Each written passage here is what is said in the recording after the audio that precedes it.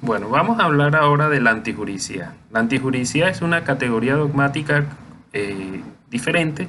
Ya hablamos de la conducta, ya hablamos de la tipicidad, ahora hablamos de la antijuricidad como categoría dogmática.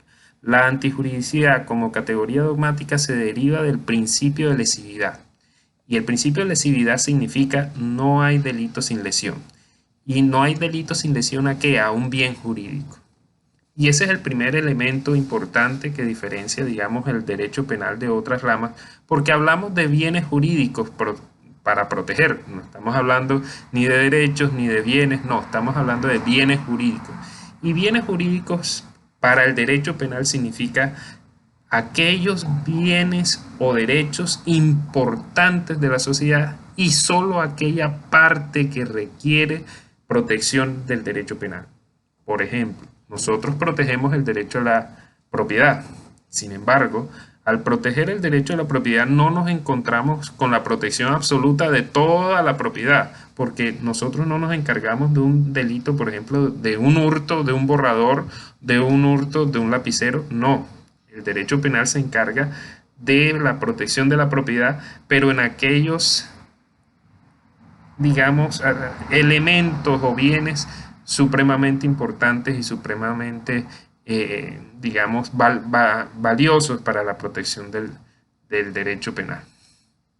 Entonces, cuando estamos hablando de antijuridicidad, lo que tenemos que analizar es, primero, que se protege la lesión o puesta en peligro de bienes jurídicos. ¿Qué son los bienes jurídicos? Nuevamente es aquella parte de esos bienes importantes que requiere protección del derecho penal. ¿Y por qué? Porque el derecho penal es la última ratio. Sanciona con la privación de la libertad. Y eso es una de las penas más graves que tiene el ordenamiento jurídico. Desde ese punto de vista, cuando estamos hablando de antijuridicidad, hablamos de lesión de esos bienes jurídicos, que es si alguien mata a otro, está lesionando el bien jurídico de la vida. Pero también estamos hablando de puesta en peligro y puesta en peligro efectivo. Cuando nosotros hablamos de puesta en peligro efectivo, ya no significa que hubo lesión, sino que alguien colocó en riesgo a un bien jurídico de manera efectiva. Por ejemplo, una persona que saca un arma y intenta dispararle a otra persona y dispara en 3 ocasiones, pero no le da y no le, digamos, causa ningún rasguño. Estamos hablando de que no hubo lesión al bien jurídico de la vida, pero sí se colocó en peligro efectivo a la vida. Es decir, no estamos hablando de un homicidio porque no se causó la muerte, pero sí de una tentativa de homicidio. Por tanto, no solamente se protege de lesiones, sino también de peligros efectivos. Por otro lado, la antijuridicidad se divide en la antijuridicidad formal y la antijuridicidad material.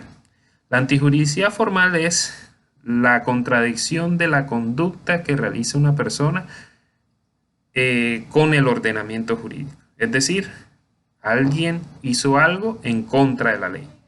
Eso es la antijuridicidad formal.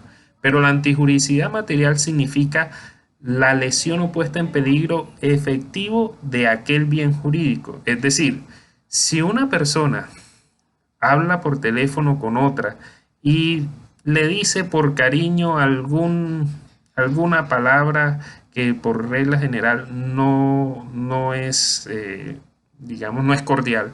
Por ejemplo, le dice un amigo a otro, oye, no seas perro, por favor, trata bien a esa mujer. Pero cuando estamos hablando de esa expresión perro, no estamos haciendo alusión a una afectación de un amigo con otro amigo de su integridad moral. Por lo tanto, no habría una injuria. En esos términos, en ese contexto social, no hay injuria porque las personas no se están agrediendo efectivamente. Igualmente, si estamos hablando de un doctor que tiene que practicar una cesárea y realiza una cesárea a una mujer embarazada, no podríamos hablar de una lesión personal. ¿Por qué no estaríamos hablando de una lesión personal? Porque dentro del contexto, si a la mujer había que intervenirla quirúrgicamente, no podríamos estar hablando de un delito de lesiones personales cuando la persona ameritaba ese tipo de intervención. Ahora bien, vamos a pasar al segundo elemento de la antijuridicidad, que es, el primero es puesta en peligro o lesión de bien jurídico y el segundo es sin justa causa. Cuando estamos hablando de sin justa causa, quiere decir que puede existir una lesión, pero puede existir una justa causa para esa lesión. Esto quiere decir que, por ejemplo, si un soldado en un combate mata a un guerrillero o a un asaltante, estamos hablando de que sí en efecto existió una lesión al derecho a la vida, pero esa lesión fue por justa causa. Y esa lesión, la justa causa puede ser por legítima defensa, es decir, el soldado se defendió de una agresión que venía del guerrillero, o puede ser que el soldado estuviera protegiendo los bienes y honra de los ciudadanos en una operación legal donde desde el punto de vista militar le ordenaron realizar un patrullaje porque se establecía que existía cierto grupo guerrillero que estaba amenazando y extorsionando a la población civil. En esa situación, el soldado que va a esa misión va en cumplimiento de una orden legal y en ejercicio de un cargo público. Así, no podríamos establecer que al matar ese soldado en un combate a un guerrillero pueda existir un delito. Existe lesión, pero hay una justa causa. Y esa justa causa elimina el elemento de la antijuridicidad. Ahora, esas justas causas son varias.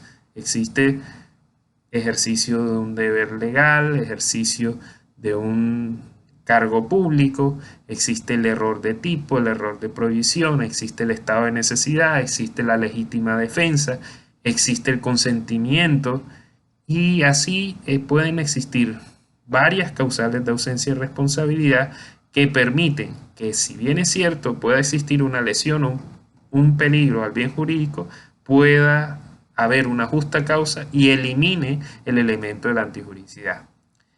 Así se deja entonces establecido en qué consiste la antijuridicidad y para qué y cuál es su operancia dentro del derecho penal.